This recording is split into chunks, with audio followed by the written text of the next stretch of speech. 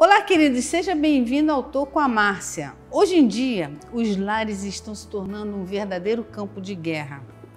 E para abordarmos esse assunto sobre a violência doméstica e outros tipos de violência, estamos aqui com a Adriane Matos. Ela é pedagoga, mestre de educação e pesquisadora da UERJ. E aí, Adriana, que prazer em tê-la aqui conosco. Vamos falar de um assunto muito interessante, que está muito em evidência, né? Um assunto que estava enrustido, né? Infelizmente, mas agora eu vejo isso assim, Deus trazendo à luz, né? Para até guardar, né, as pessoas, né? E livrarem essas pessoas da morte. Violência doméstica. Eu tenho aqui uma pergunta, né? E agora eu tenho que usar o óculos, né? E é charmoso, né? Muito elegante. Nós temos aqui uma pergunta, assim, só para a gente descontrair um pouquinho, porque esse assunto é muito sério, muito triste. Quando falamos em violência doméstica, pensamos logo em violência contra a mulher. Mas existem muitos outros tipos, como a violência infantil ou contra os idosos. Você poderia falar um pouco sobre os tipos e formas de violência? É um prazer estar aqui, pastora Márcia, um privilégio poder participar desse programa. Quero, assim, falar de onde que eu estou falando, né, de que visão que eu venho trazer.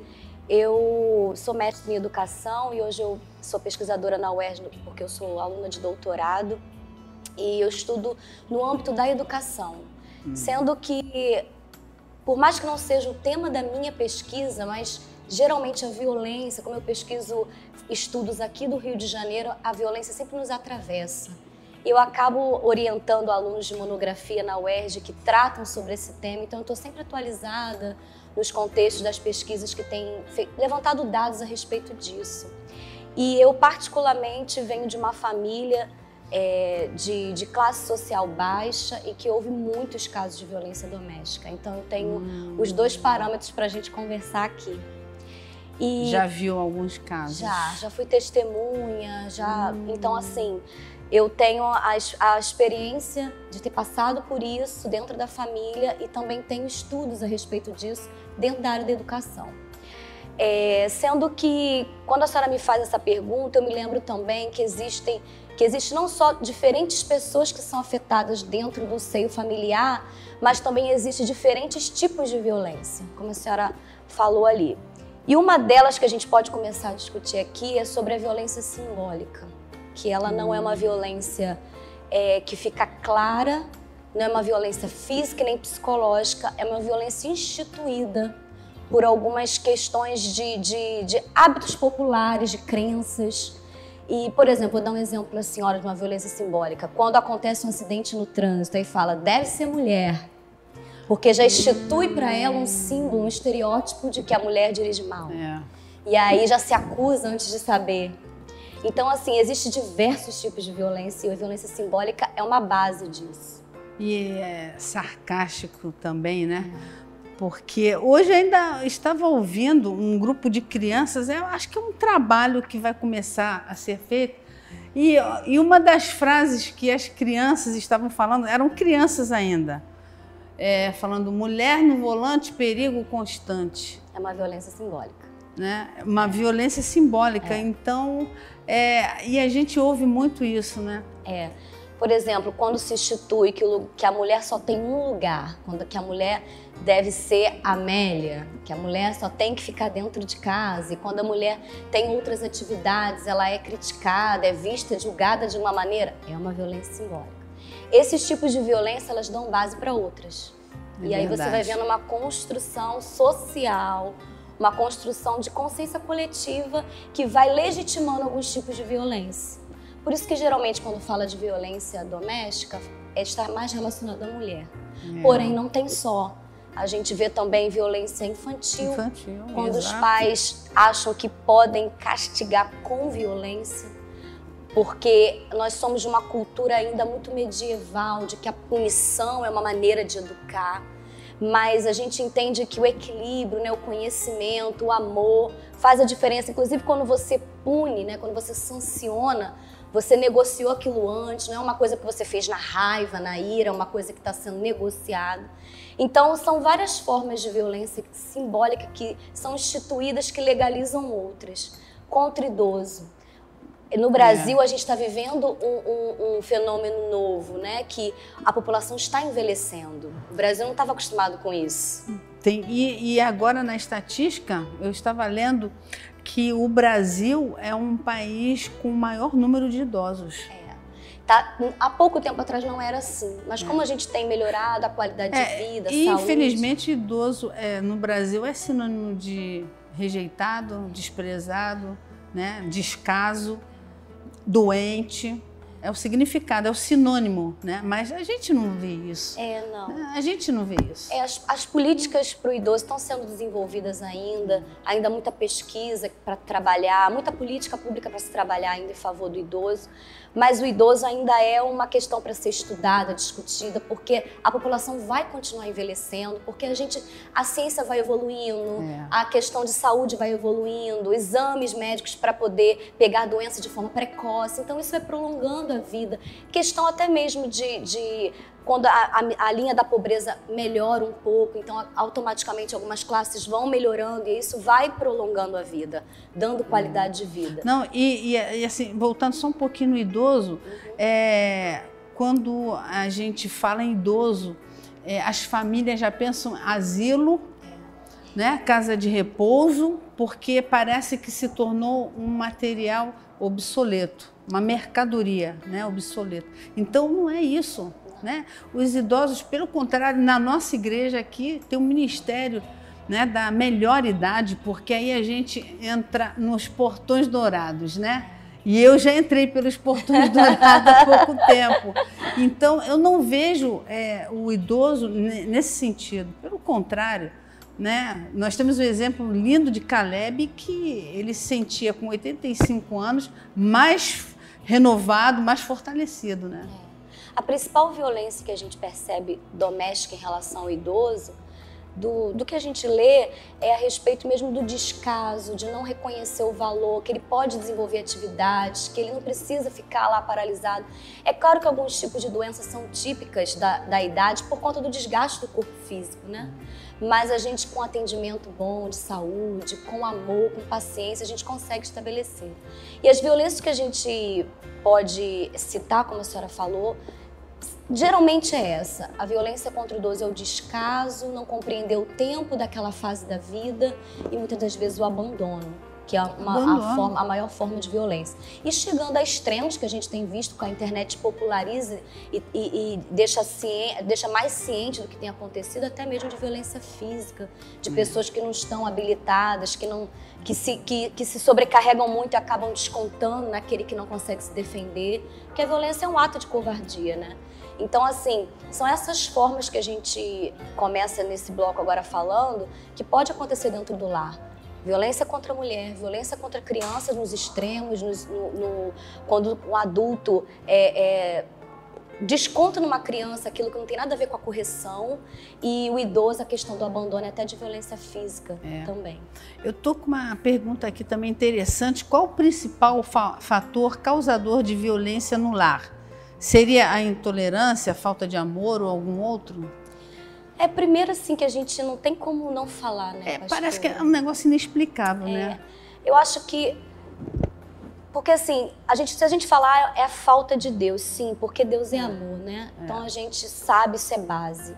Mas acontece também até em lar cristão, infelizmente. Infelizmente. Eu acho que é o que eu estava falando, a violência simbólica, o que se institui como violência, dá muito base para essas coisas.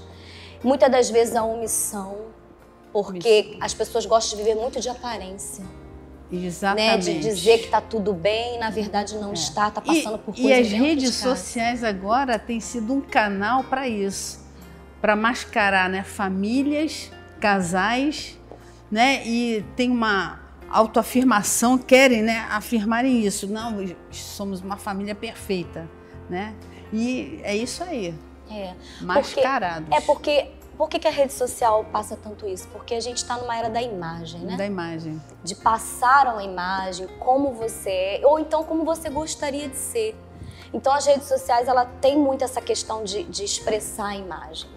E quando as famílias criam essa ilusão, preferem manter uma imagem por algum tipo de status nos lugares que ela frequenta, acaba omitindo e sofrendo violência dentro do lar porque querem mascarar isso, até o ponto de ser algo muito trágico que não vai ter mais jeito. Então, assim, o que a gente pensa, né, o que a gente recomenda é que qualquer tipo de incômodo, de violência, precisa ser conversado, precisa ser exposto, precisa ser tratado enquanto está no início. Porque violência não é só física. Violência é quando você é ameaçado, quando você se sente humilhado, quando você é rotulado de algo que você não é. Tudo aquilo que te incomoda precisa ser principalmente a verbal, né? Porque a psicológica... São as ofensas, É, né? e o ser humano tem uma guerra na mente. Você vai ouvindo aquelas palavras, né? E a mente vai acreditando. E aí é o começo de uma grande violência. É verdade. Né? E nós temos visto aí casos terríveis de morte, né? E espancamento durante horas, né? Mas, infelizmente, nós estamos vivendo os últimos dias, né, Adriana? Porque a Bíblia é tão clara sobre isso, e eu queria até que vocês assim, guardassem isso, porque a iniquidade tem se multiplicado. E por conta da iniquidade se multiplicando, o amor de muitos está esfriando, né? Mas aquele que perseverar até o fim, esse será salvo. Então a gente está vendo aí iniquidades, violências, tanto tipo de iniquidades que a gente, né, fica espantado, mas não é para se espantar, porque a Bíblia já relatava isso, né? E por conta disso o amor está esfriando. Mas nesse programa de hoje, a gente falando sobre violência da mulher, violência contra a criança, violência contra o idoso, que você possa receber o amor de Deus para você passar, né, por essas situações, ou vendo, ou mesmo você passando na sua casa, né, que você possa ter um amor, porque eu sei que em Deus tem solução, né? E outra coisa, e se você estiver sofrendo alguma violência, tem que recorrer à polícia. Agora a Lei Maria da Penha, que me parece, se não falha a memória, em 2006 parece que foi aprovada essa lei, e que tem ajudado muitas mulheres, porque a autora dessa lei, e ela batalha até hoje, né, a Maria da Penha, ela sofreu uma violência terrível durante anos do seu marido, com 3 filhas, e uma noite que ela estava dormindo, ela recebeu um tiro do marido, ela ficou paraplégica. Então ela assim abraçou essa causa, né? E essa mulher guerreira, ela trabalha em prol disso, em favor das mulheres que estão sofrendo violência hoje em dia. E é para você que está nos assistindo, se você estiver sofrendo o iniciozinho, já começa a se posicionar, não é verdade, Adriana? É verdade. E é bom também a gente salientar que a gente vai acompanhando histórias, como eu falei, tenho experiência, inclusive, ruim na família. Muitas das vezes vai passando de geração em geração. Isso. Né? O pai que bateu na mãe, que a criança viu, ficou violento e bateu na esposa. Então, assim, uma orientação é que se você tem esse impulso violento, tem traumas psicológicos a respeito disso, por muito pouco você não consegue conter suas emoções, procure ajuda médica, psicológica, porque você pode já cortar esse mal pela raiz, já se preparar, porque você vai precisar se relacionar, seja no casamento, seja no trabalho. Então a pessoa precisa também se identificar antes de estar se relacionando com outra pessoa. E por outro lado, você que é vítima, que percebe, não espera acontecer a violência física. A violência física já é um momento trágico, é o momento do desrespeito maior. Uma ofensa, um desrespeito. A gente acompanha, a senhora é pastora, recebe muitos gabinetes, sabe como é. A gente acompanha pessoas que você vai ver, aquele tapa foi só a ponta do iceberg. A pessoa já era humilhada, no namoro já era maltratado, a pessoa viu o filho tratando mal a mãe, ou a namorada tratando mal a família. Então, assim, a gente precisa ficar atento a esses sintomas. E se você conhece alguém assim, eu recomendo que essa pessoa procure ajuda, porque apresente a palavra de Deus também, mas também procure ajuda psicológica, ajuda médica, até psiquiátrica, de repente, porque são traumas que não é da minha área, eu não consigo falar sobre isso, mas é importante a gente salientar esses sintomas antes que aconteça efetivamente a violência. É, verdade. É um assunto muito complexo. Eu estava já ficando muito empolgada aqui para a gente dar continuidade, mas o produtor já falou assim, ó, né? Mas a gente vai ter uma outra oportunidade porque é muito complexo.